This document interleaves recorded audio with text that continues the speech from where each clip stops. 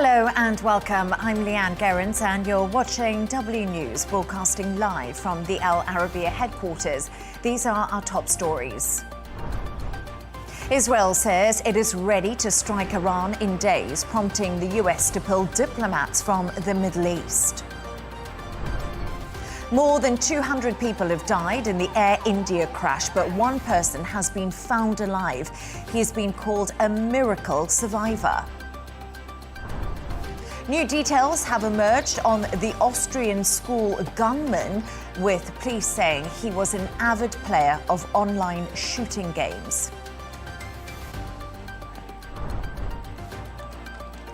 Ukraine and Russia have swapped a fresh group of war prisoners, the third exchange this week under a deal agreed at peace talks in Turkey.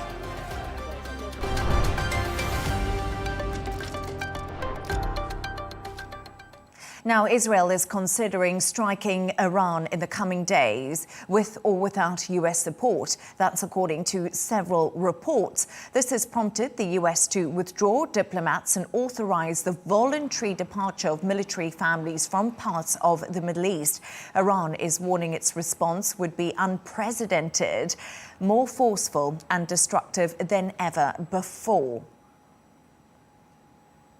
For more on this, I'm joined by Doron Spielman, IDF spokesperson for Jerusalem. An absolute pleasure to have you on the show this evening, Doron. According to reports, Israel is preparing to conduct a major attack on Iran in the coming days. In light of this, the US has closed its embassy in Baghdad. When and why is Israel planning to carry out this operation? Leigh-Ann, thank you very much for having me. This is certainly a very auspicious time. Iran is, I think the why should be obvious to everybody. Iran is the largest, not only sponsor of state terror in the entire world, they are a monster when it comes to any democracy or any freedom, including for their own people. And them having a nuclear bomb is like, giving a gun to a mass killer. And I think it's really in the interest of the entire world to make sure that Iran cannot develop or be able to fire nuclear weapons. And in fact, the JCPOA, the agreement that Iran had with the United States, the International Atomic Energy Commission, issued a statement today, which is the strongest statement that they've issued in over a decade, that essentially Iran's been doing what we know. They've been duping the international community, engaging in international negotiations while developing nuclear material. I mean, as the commission said, they sent the inspectors home, they hid their development underground. And just a few days ago, the heads of Iran said that they'll be close to having 12 nuclear devices. So the reason why is obvious. Israel, we've already been struck by Iran. Let's not forget that close to 1,000 ballistic missiles were fired from Iran unprovoked towards Israel, ballistic missiles, similar to the ones that were shot at Saudi Arabia at your Abakai refinery site. Thank God we intercepted them. But they pose a threat to Israel and the world, and they have to be stopped. Doron, you didn't answer my question on when. Are these attacks going to happen? Because it's just reports at the moment. Look, I don't know when, and if I did know when, of course, Leigh-Ann, I think you understand that I couldn't speak about that openly. However, what I will do is I will give you, to some degree, the window. Based on Iran's second attack against Israel, Israel did strike. As we know, we carried out 2 strikes in response, and on the second strike, we eliminated most of Iran's aerial defenses. So essentially, the monster called Iran, which is very close to your border, its aerial defenses are, relatively speaking, open. Now, that's not going to last forever. Iran has already ordered and imported material from China, according to foreign reports, which are going to be used to not only accelerate the nuclear program, but to rebuild all the missile defense systems that Israel took out. So as that window is open, if there's going to be a strike, it needs to be very, very soon. And I think, Leigh-Ann, if it doesn't happen, we're all going to look back, whether we're in Saudi Arabia, Israel, the United States, and look back at this window and say, how did we not stop this regime of terror when we had the chance? And if we're asking that question, Leigh-Ann, it means something terrible has happened, because Iran would just as easily use a nuclear device in the same way that they fired rockets from Yemen towards Saudi Arabian oil facilities. Doron, if this attack is carried out, will it be in coordination with the US, as the Trump administration is in discussions with Iran about a diplomatic deal to curtail the country's nuclear program? We know that. So will the US be joining you in these strikes when they do happen? The United States and Israel have, Leigh-Ann, probably the closest relationship maybe of any two countries in the entire world. We share common values. We both stand for freedom, and we've been coordinating this all along. Israel has said from the very beginning, we don't believe any agreement with Iran is worth even the paper that is written on, and that's what was confirmed today by the International Atomic Energy Agency, that they've been defying all of the orders. However, the president of the United States has said that Iran will not have a nuclear weapon, and he is engaging in talks. Israel respects that, but we've also said when those talks run out, we will act. And if we have to act alone, we'll act alone. But of course, it is in the interest of the United States and the Western world as a whole that Israel should be successful. And therefore, we're going to take any help we can get. But Israel will do, Leigh-Ann, what Israel needs to do to keep our country safe. We've shown that. We have struck the Houthis numerous times in response to their massive assault on Israel. Almost every day I have to go into a shelter with my family because they're shooting a ballistic missile. It's happened hundreds of ballistic missiles, and that is a farther away target than Iran. We've struck at them from the air. We struck them from Navy boats earlier this week, and we've shown that we'll do what needs to be done. And we hope that the entire world should see this as really a joint goal. So this strike would be a dramatic break with the Trump administration, which has argued against such a move. Israel is already under pressure from Western allies regarding the situation in Gaza. Doron, in your point of view, can Israel really afford to lose America's trust at a time when some allies are breaking ranks? I disagree with the premise, Leigh-Ann. The trust of the United States and Israel is based on decades and decades of partnership, and both of us understand very clearly, and the American people, and certainly President Trump, more than anyone understands, is that at times we try to use a carrot if we can. We try to bring people to the negotiation table. Neither of our countries are looking for war, but if you have a terror enemy similar to Hitler in the Nazi takeover of Europe, and they are actively assaulting you and shooting ballistic missiles, no country, including Saudi Arabia, where Arabiya is based, or any country, England, anywhere else in the world, would stand by and allow their population to be decimated. And therefore, I think the entire world and any thoughtful person around the world knows that you have to act to defend your people. And if Israel cannot act to prevent Iran, who've said that they're going to destroy Israel, from attacking it, then why do we exist? And we might as well just fold in and raise the white flag and give in to terror. But that's not what we're going to do. That's not what the United States would do. I don't believe that that's what your country would do. And therefore, none of us are looking for war. But if there is no alternative but to protect your people, then going to war, well, then that's the ultimate reason to do it, I think. Benjamin Netanyahu has faced a no-confidence vote this week. He's also appeared in court on corruption charges yet again. Is time running out for Benjamin Netanyahu? I think that Benjamin Netanyahu, let's not forget that Israel is a democratic country, and we voted for Prime Minister Netanyahu, and he won in democratic elections. And there's been plenty of trials that have taken place over the years, and nothing has stuck to him. And what I can tell you is that even the head of the opposition, Yair Lapid, said today to the president of Argentina who was visiting, I agree with Benjamin Netanyahu that Israel cannot put aside its national defense, and we have to always act in our own best interest. Leigh-Ann, we are people that suffered the Holocaust. We know what it is to be left defenseless. And Israel, this beautiful country that we've returned to after thousands of years, speaking the same language, having a vibrant democracy for Arabs, Jews, Muslims, and Christians, we are only, Leigh-Ann, 1/5 of 1% of the entire Middle East. And we are the ones that are taking care of Iran. And whether it's Bibi Netanyahu or someone else in charge, the Israeli people are behind them, because we know we can't outsource our security to anyone. And therefore, we will do what needs to be done to protect our people. We are calling on the world, stop Iran while you can. And if not, then we will have to act. Doron, just before I let you go, today there are more reports of 5 deaths at an aid distribution centre in Gaza. As you know, Israel will not allow foreign journalists to verify the details. They're not allowed into Gaza. Why are these aid sites becoming death traps for the people of Gaza? Well, it's very simple. Unfortunately, Hamas, which has been diverting the aid, more than 60% of the aid that's been delivered to the Gaza Strip, Hamas has diverted, put into their own supermarkets and sold in the black market and made not millions of dollars, but billions of dollars. And therefore, when you have aid centers that are being secured by Gazans, provided aid by Israel and other countries around the world, well, this basically breaks the monopoly of Hamas on the Gaza Strip, and therefore they are making it dangerous by targeting Gazan civilians so that they will not go to those centers. And we don't need reporters on Gaza to see this. We have the Gazan people themselves that are videoing this with their own phones inside of Gaza. All you have to do is click on the internet, on anywhere, and you'll see the Gazan people. They're the ones that are providing the evidence. And I think, again, this is a time that the world needs to understand. Israel must destroy Hamas. It must destroy Hamas because they carried out October 7th. It must destroy Hamas because they want to do it again. And it must destroy Hamas because the Gazan people are trapped, not today.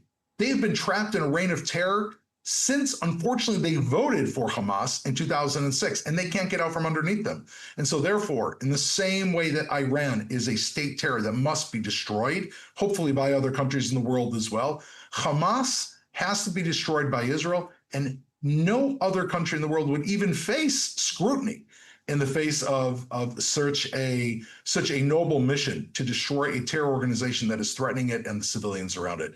And Doron Spielman, IDF spokesperson, I'm so sorry you're there from Jerusalem. That's all we've got time for today, but an absolute pleasure to have you on the show and to have your insights. Once again, thank you so much. Thank you, Leigh-Ann. Following the Austria school shooting, new details have emerged about the 21-year-old suspect, Arthur A., who shot 9 people at a school he formerly attended. Austrian police have revealed he'd planned to detonate a pipe bomb. Investigators also noted his strong interest in online first-person shooter games. For more on this, I'm joined from Vienna by former Austrian MP Harald Troch. A pleasure to have you on. Austria is still mourning the loss after the deadly school shooting in Graz. How is the city healing and coming to terms with the tragic events that unfolded? Well, good evening. I must say Austria is under a terrible shock. This attack, by now we have 10 dead people, 9 young students at the age between 14 and 17, and 1 teacher, a woman just before her retirement. Austria is a peaceful country, and actually we have limited access to weapons and pistols, rifles. So this came as a complete shock. Never there had been an event similar to what happened in Graz a few days ago.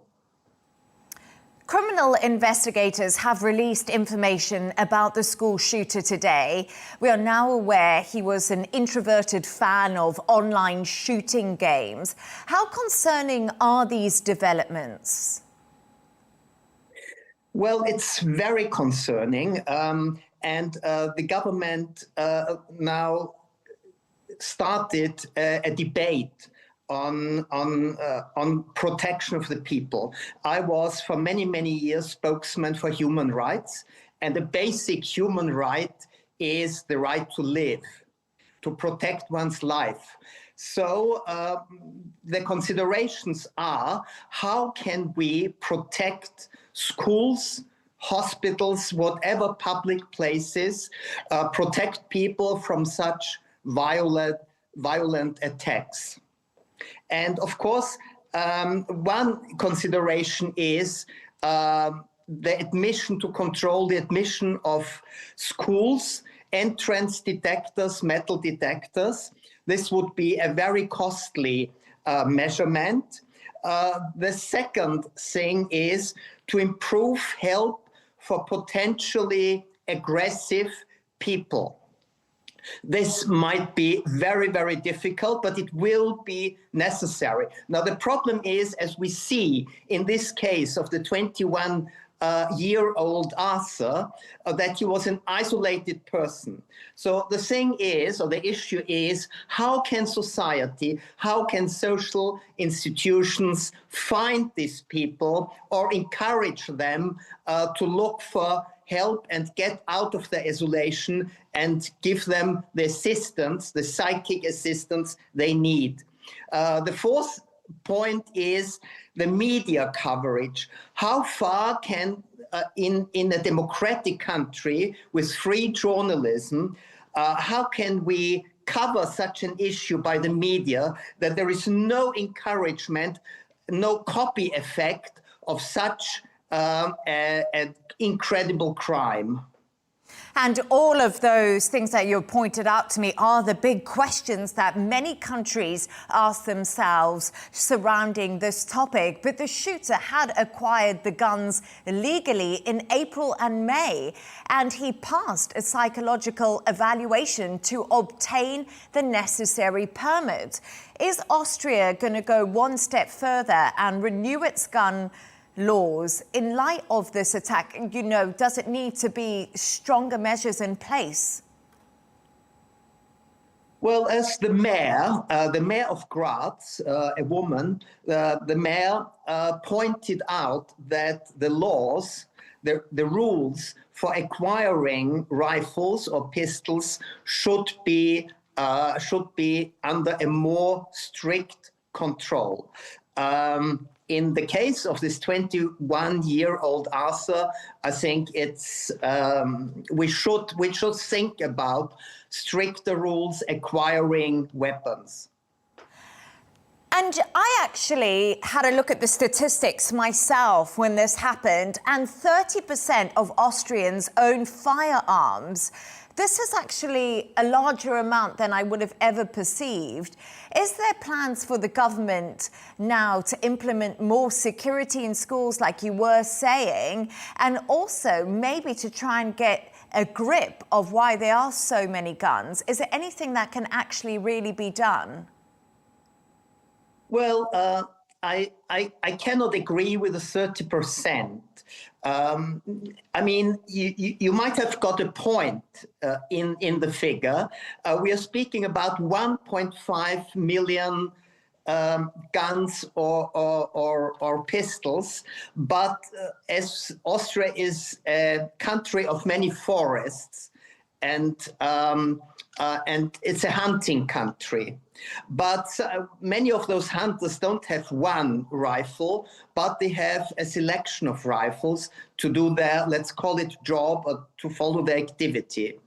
Now, if you calculate that quite a number, thousands of hunters control not one weapon, but a number of weapons, then we would not be by 30%. Nevertheless, you have got a point that we have to consider the rules, how easy it is to acquire a weapon. Harald Troch, former Austrian MP, it was a pleasure to have you on the show and for all your thoughts and insights. Thank you so much. Thank you very much for your considerations and for the talk. Thank you.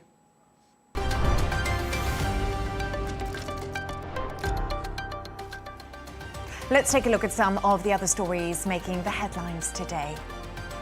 A Manhattan jury has found former movie mogul Harvey Weinstein guilty of one sexual assault case at his retrial. The jury has so far not recorded a verdict in relation to an allegation of rape against a third woman. The case was being retried after an appeals court overturned his 2020 conviction last year. Disney and Universal are suing artificial intelligence firm Midjourney over its image generator. The copyright lawsuit in a Los Angeles federal court claims Midjourney pirated and distributed unauthorized copies of their famed characters, such as Darth Vader from Star Wars. Disney and Universal claim Midjourney made $300 million in revenue last year because of the pirated AI images. The US has launched a review of its multi-billion-dollar submarine deal with the UK and Australia, saying the security pact must fit its America First agenda. The news follows US Defense Secretary Pete Hegseth's recent request for Australia to significantly boost its defense spending. Under the AUKUS pact, Australia would be armed with nuclear-powered submarines at a cost of more than $350 billion.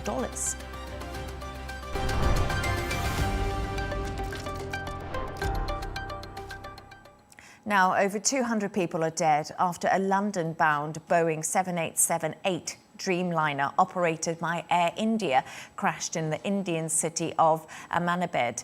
The plane, which was carrying passengers from across the world, including India, Britain and Canada, went down shortly after takeoff. The crash is the biggest in a decade and is the latest in a string of Boeing safety concerns.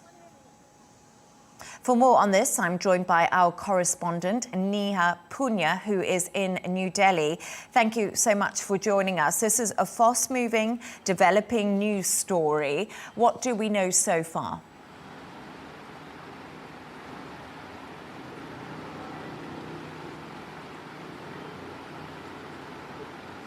That's right. Emergency operations are still continuing in Ahmedabad, the city in western India, where that crash happened on Thursday afternoon. We've now seen the army that's been pressed into rescue operations as well. Police teams there, first responders are combing through the debris of the plane, looking for survivors. India's Home Affairs Minister, who is Prime Minister Narendra Modi's right-hand man, has arrived at the site of the crash a little while ago, and he's confirming what Indian media have been reporting for a while now, that there is one survivor, who has been taken to a local hospital and is being treated. The Indian minister has met him, and he's also addressed the media a little while ago, saying that the final death toll from this tragedy will only likely be out once DNA tests have been conducted. He's expressed his condolences to those who've lost friends and family members in this crash, and also said that when that aircraft crashed, there was so much fuel on that aircraft that it became a fireball, and the temperature soared so high. He says there was no opportunity to pull anyone else to safety. What happened on Thursday afternoon was soon after takeoff. People who were very close to the airport have described seeing that aircraft struggle to really gain height. It reached a height of about 600 feet before it wavered and then crashed into a densely populated residential area just adjacent to that airport in the city of Ahmedabad. Here, the plane crashed into a building on the compound of a medical college. And like you were saying, there are 200 bodies that have been recovered, but we don't yet know if all of these are of the passengers who were on board that aircraft, or also belong to people who were in and around that site where that plane crashed on Thursday. And as you did mention there, the crash happened shortly after takeoff and hit a residential area. What have we heard from the Air India CEO and also the Prime Minister of India?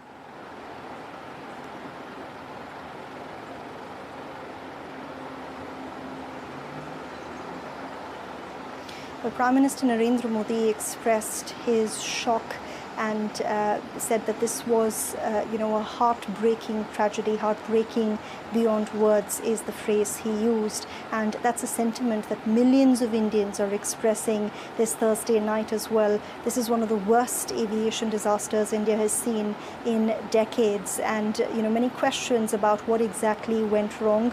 Air India has said that this is a difficult day for everyone, and they're doing their best to cooperate with first responders on the ground. They've also announced compensation for family members who've lost loved ones in this crash. They're saying that they will be given $1,600,000 per family, and that the medical expenses of anyone who's been injured will also be borne by the company. We've also heard, of course, from Boeing, the manufacturer of that aircraft, and they've said that they are in contact with Air India, and their thoughts and prayers are with passengers, crew and first responders. We've also heard, of course, from officials in the US and UK, with teams from those countries now traveling to India. They will be part of the investigation that will look into what exactly happened, and the search operations, aviation experts, they will also now be hoping to secure the black box to try and throw more light on what happened in the minutes after takeoff and after that plane crashed. Neha Punya, thank you so much for joining us with the latest on that deadly air accident today.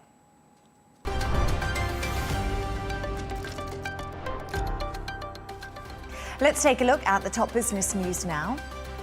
Shares of the plane maker Boeing fell nearly 8% in pre-market US trading today. That's after an Air India aircraft headed to Gatwick Airport with 242 people on board crashed minutes after taking off from India's western city of Ahmedabad. The plane was a Boeing 787-8 Dreamliner, one of the most modern passenger aircraft in service. India's federal health minister said many people were killed in the crash, as we've just been hearing from our reporter. Now, the dollar hit a new year low today while stocks ease from record highs. That's as investors flock to safe haven assets due to Middle East tensions and growing concern over the fragility of a trade truce between Washington and Beijing. The dollar, which has lost around 10% in value against a basket of currencies this year, fell to its lowest since April 2022 in European trading.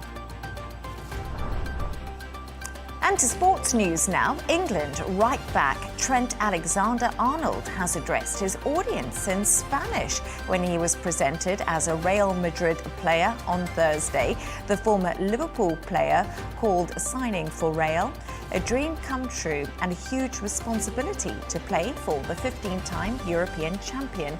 Real Madrid's opening Club World Cup group game is against Saudi side Al Hilal next week in Miami. And we'll end off with a little bit of news about Wimbledon's prize money. It's going to increase by 7% to a total pot of £53.5 million for this summer's championships. The winners of the men's and women's singles title will each receive £3 million, an increase of more than 11% on 2024. The All England club's announcement comes amid growing player demands for a bigger share of Grand Slam profits.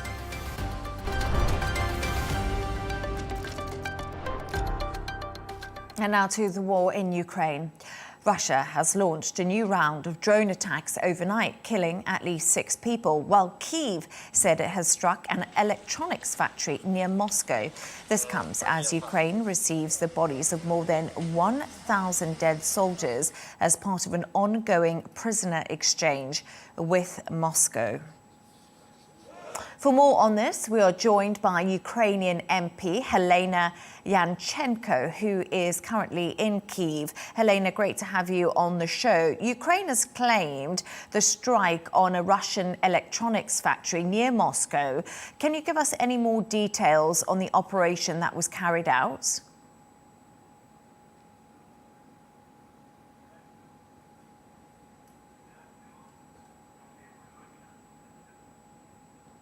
Apologies, we are having some technical issues there. We will try to get back to Halyna when we can in a short moment's time. Oh, I do apologise. Can you hear me? Hello, Halyna. Have you got me? I can hear you really well. Oh, brilliant. Okay, great. I'll just go back through my first question with you. Ukraine has claimed the strike on a Russian electronics factory near Moscow. Can you give us more details about the operation that was carried out by Ukraine? Yeah, but to start with, I want to underline that Ukraine did not start this war. It was unprovoked war started by Russia. And that's why Ukraine is forced to protect ourselves. And we are forced to actually hit military infrastructure of Russia.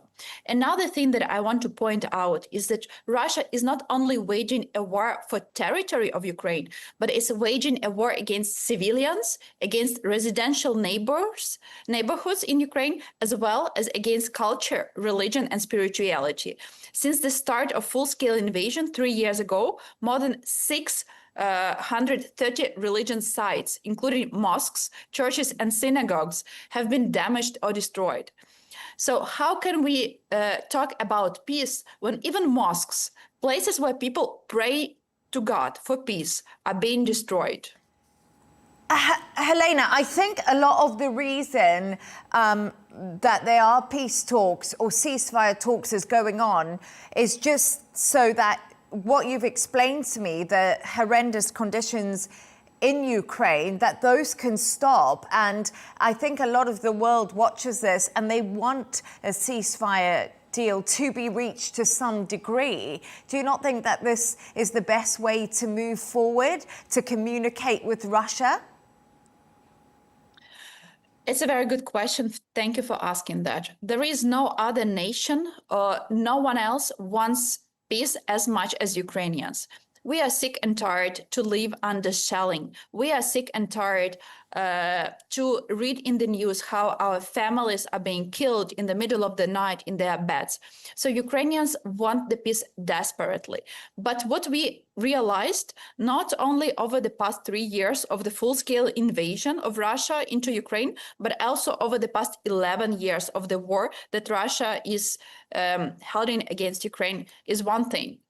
There is no other way to stop this war but to force Russia. And in our opinion, there are two ways to force Russia to stop the war. Way number one is tremendous sanctions, including secondary sanctions against Russia. So if Russia will be basically cut from the world economic, that might weaken that country and stop the war. And second way, with the first way, we really trust in our partners, including US, but also partly European Union. And the second way to stop this war is actually to force Russia, well, physically. And that's what we are doing as Ukraine. This is something that we can trust in ourselves.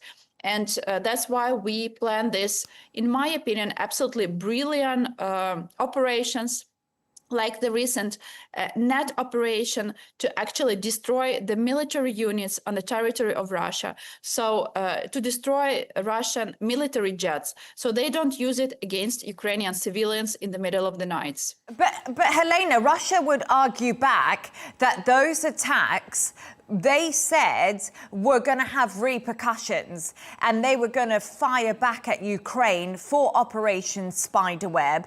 And has Ukraine been suffering from the repercussions of the actions that they did carry out against Russia, also with the bridge, which Russia called a terrorist attack?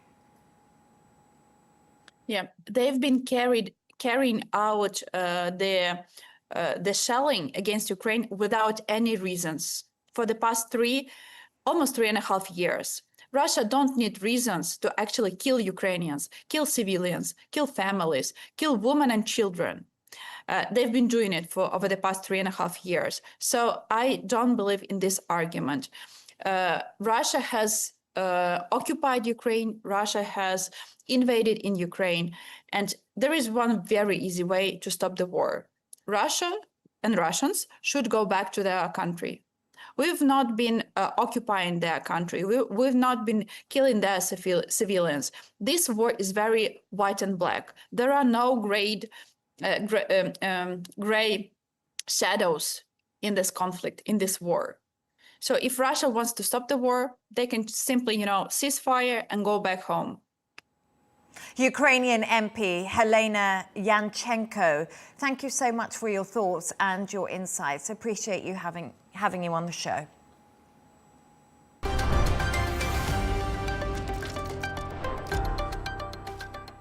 Now to the US-China trade talks. President Donald Trump called the trade talks between the world's two largest economies in London a done deal in a social media post yesterday. However, China's Ministry of Commerce has described the outcome as a framework to consolidate what was agreed during negotiations in Geneva last May, calling it just the first step. For more on this, our correspondent Camille Nedelec joins us now, and she's in Hong Kong. Thank you so much for joining us. So we've heard China's response to US comments on the trade deal. We know Donald Trump essentially approved it in a Truth Social post. But what have we heard from China today? So President Xi Jinping is quite a contrast to US President Donald Trump. Donald Trump has turned to Truth Social throughout these trade negotiations, essentially using it as a stream of consciousness. He's now gone on to say that it is a good deal. He'd previously said that negotiations with China was difficult. President Xi Jinping, on the other hand, he keeps his cards close to his chest. Now, the Chinese Foreign Ministry, during its daily press briefing earlier on Thursday, said that progress had been made on both sides and that China had made a commitment and that China honors its commitments. Now, on Wednesday, a Chinese trade negotiator had said that those talks were professional and that they had been honest. But in the past few hours, we have seen a shift in tone, with a Chinese Foreign Ministry spokesperson posting on social media platform X that in contrast to some who raise tariffs and build walls, China lowers them, promoting win-win cooperation and common development. So within a day, we are back to these veiled references to the United States. So the tone has already hardened. And that's something that we've seen throughout the trade war. There'll be a little bit of progress, and typically on that day, the tone will soften on both sides. But then within a day, within 24 hours, the tone starts to harden again and things turn south again on both sides. Yeah, exactly. And I feel like we've seen the sort of tit-for-tat retaliation happening between the US and China regarding the trade situation. But is it a fair assessment that the Chinese official has downplayed what President Trump has said on Wednesday? It's a done deal, and maybe things could ramp up again in light of this. So, I didn't quite hear you there, but I think you were asking me about the markets, the market reaction. I was actually just asking you if you did think that it was a fair assessment that the Chinese official was downplaying what President Donald Trump has said. It was a done trade deal and we could possibly see this trade war ramp up again. So absolutely, I think it is a fair assessment when you compare the language coming out from Washington versus Beijing. President Xi Jinping has yet to comment on the deal. We don't know if he's even agreed to it. It could still fall apart at the last minute. It may not cross the line, whereas Donald Trump is touting this as a triumph. But he's very obviously pleased at this deal, calling it a done deal. I think most assessments would say that is premature. We also are very scant on the details. What exactly is this framework? What exactly has been agreed to? We don't know yet.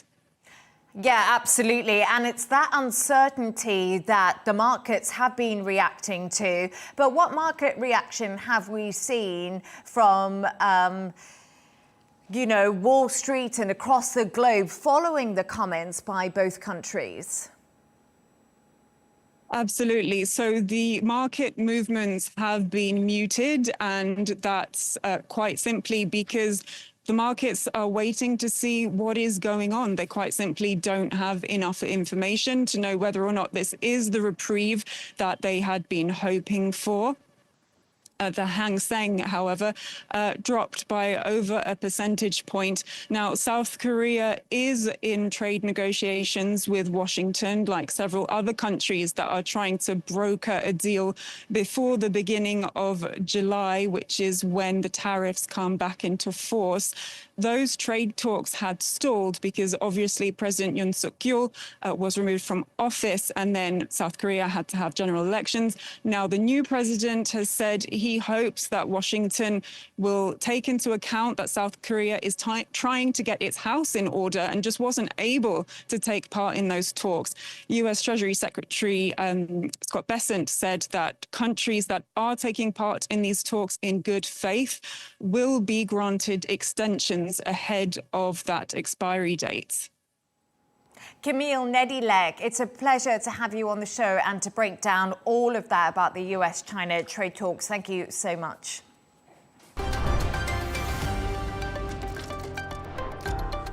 A reminder of our top stories. Israel says it is ready to strike Iran in days, prompting the US to pull diplomats from the Middle East. More than 200 people have died in the Air India crash, but one person has been found alive.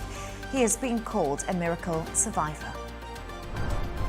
New details have emerged on the Austrian school gunman, with police saying he was an avid player of online shooting games. Ukraine and Russia have swapped a fresh group of war prisoners, the third exchange this week under a deal agreed at peace talks in Turkey. And that's all from us on W News. Don't forget to subscribe to our YouTube channel and, of course, follow us on X. Counterpoints with Melinda Nusafora is coming up next. Plus, we'll be back in a couple of hours with a W News Extra. Goodbye and have a nice evening.